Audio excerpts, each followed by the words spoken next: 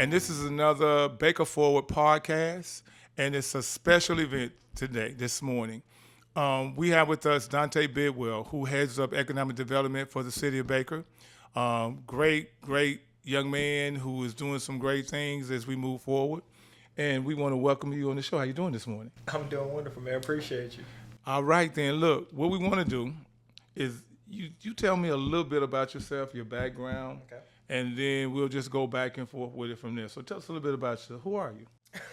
So again, Dante Bidwell. I've spent the last 11 years or so working in municipal government. Much of that time was working for the city of New Orleans in a couple different capacities. I also had the pleasure of serving as chief of staff and then CAO during the last term of the Broome administration. Right. And then we've been working together for about a year now, right? About a year now. Yeah. About a year now. So you've seen a lot of economic development in the things that you've done before, especially in the city. You work for two big cities. What's the difference between working for those huge cities and working for a city that's 12-5 like Baker and doing what you're doing? What's the difference here? So, normally the issues, the things people face are similar. It's just the scale is magnified, right? So, from New Orleans, originally went to Southeastern. When I moved back home in 2015, I immediately jumped in and started working at City Hall. And primarily I was a data analyst when I first started, right? So I got to work with a whole bunch of different departments that touched every single aspect of the city, right?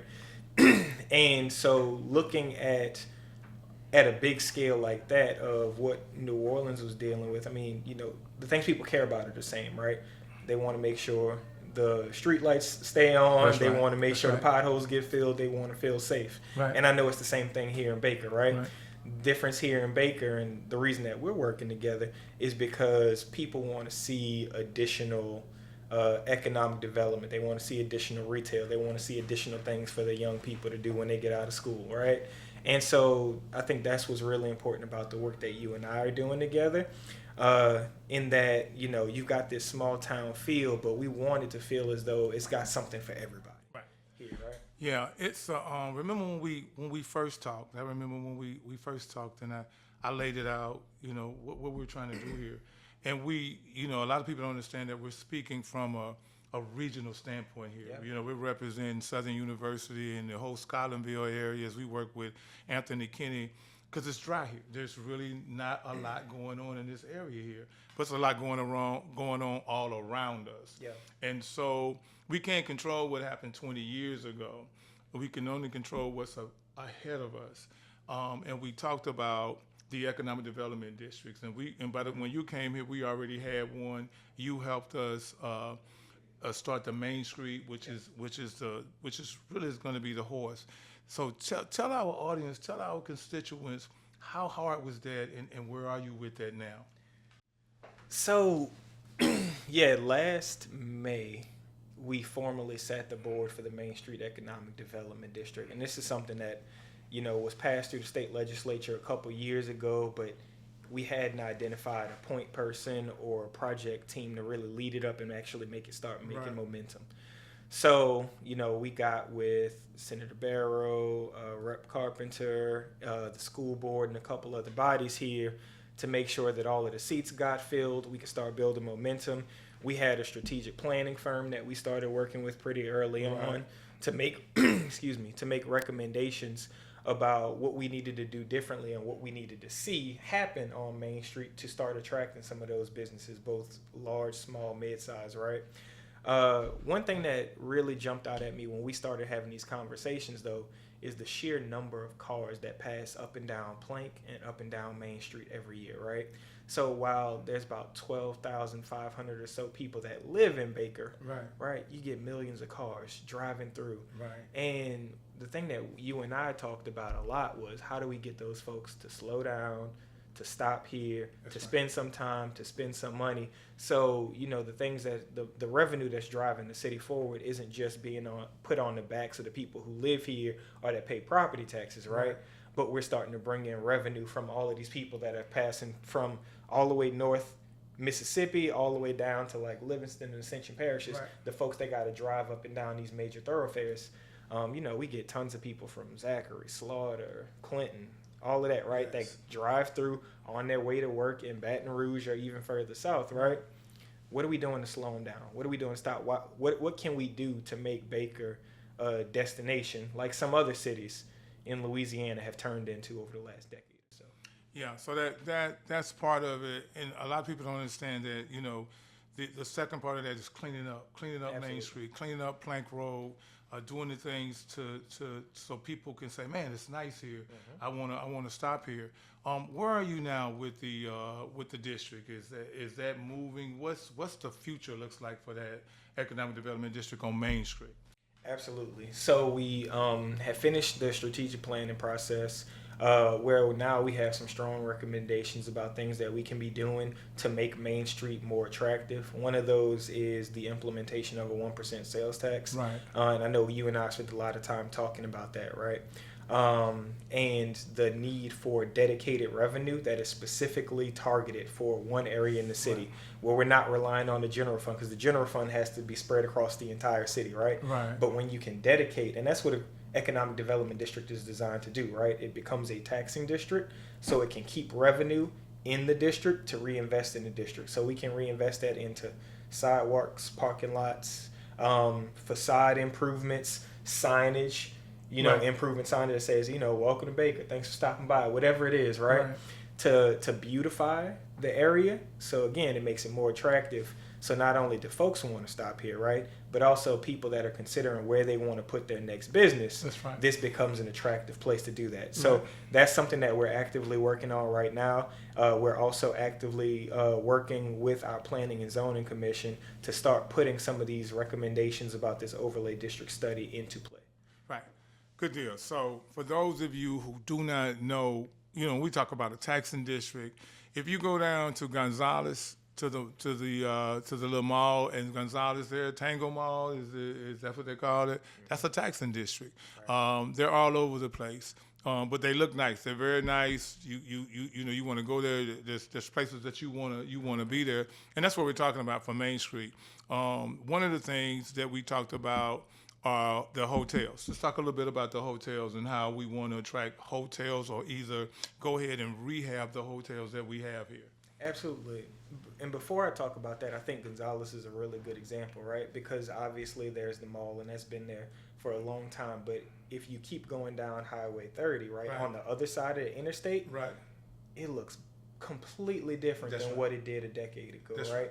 And to your point, they created these economic development districts so they can reinvest in that community, right? And so Gonzales in 2026 is very different than Gonzales in 2016. And it's because they started putting similar things in place like we're doing today, right? So over the next 3, 5, 10 years, Baker could have a completely different look, a completely different feel. And that's, again, it's going to incentivize the people who are passing through, but it's also going to improve quality of life for the people that live here. And I think that's vitally important. Yeah, it takes a minute to build this. And you guys, I don't know, I know it's hard if you're not involved with the everyday thing, but it takes a minute to build it, and you build it for the long term. And that's what's going on.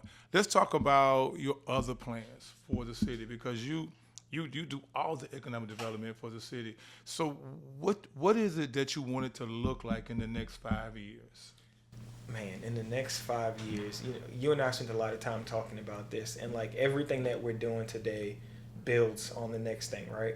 So the city has made an investment in redoing the baseball fields, right? Because we want to attract not only local recreation, but also how do we create an atmosphere where folks want to come and do tournament ball here, right?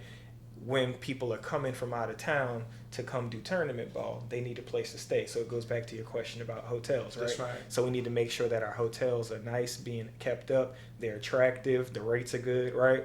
And then we have more tourism here, right? When we talk about tourism not tourism, but like going on the other side, the Park and Ride Transit Center project that we're working on, it's going to take some cars off the road, so it's going to stop with traffic congestion. But also, as people are waiting on their transit, we need to make sure that they have restaurant options and retail options Right. where they can go and spend some time, spend some money Right. while they're hanging out in the city of Right. Baker, right? So all of these things continue to build upon one another. What we're doing right now with planning and zoning, with this overlay study recommendations that we have, Right. is as we're developing new businesses, what is the look and the feel that we're trying to create, right? So you create Right. these design standards. It's like, okay, well, buildings have to be this far back. They have to have this kind of greenery. Your parking lots have to look this way. Your facade has to look this way, right? And again, not to, keep picking on Gonzales, but they've put these standards in place. The same thing in West Feliciana in St. Francisville. Right. They have design standards, and if you do not meet design standards, you're not able to develop there. Right. But again, while that may seem restrictive to some people, it is creating a feel where people want to come there, right? And we don't want the people of Baker to have to leave their community to experience something nice. So in the next 5 years, I want this to be a place where folks want to stay. They want to bring their families here. We've got tons of new housing being developed, both within the city Right. and in the unincorporated areas around us. Right. We want this to be a place where folks want to live. They want to spend some time. They want to have recreational opportunities. They want to be able to go to restaurants when they leave one of the wonderful churches that we have here. That's right. Right? That's what I see in the next 5 years. So there you go. That's the plan. And so we've been working on this for a while. It takes a minute for things to come together. We're starting to see some growth. We're starting to see what's going on. So what we're asking you to do is be patient, but make sure that you get the right information and understand exactly what the plan is. And I know most of you live your life with a plan on what you want for your family and your kids, and that's the same thing we're doing in this city. We just keep building it and keep moving it forward like we talk about. Man, I want to thank you for coming over and being a part of our team. You've been a great asset, and I do know that that MVP is coming out here. I know that we got some great things ahead of us for this city. Keep doing the work that you're doing, and I really appreciate it. You guys, if you want to know more about economic development districts, and go to the website and do your research and find out what's going on, because most of you are already shopping in taxing districts now. You really are. And I want you guys to do something for me. I want you to take a ride around the city and look at where we have empty spaces here and what could go in those empty spaces, because that's what we're doing. We're looking at those empty spaces, and we're trying to fill those empty spaces in places where you can sit down and eat, where you want to go, where it's nice things there. And they can break that stuff down and make it smaller. We know we've seen that before. But just stay with us here, guys. We're growing, and we're on our way. You guys have a great day, and we're going to move Baker forward every day. So thank you. Have a good one.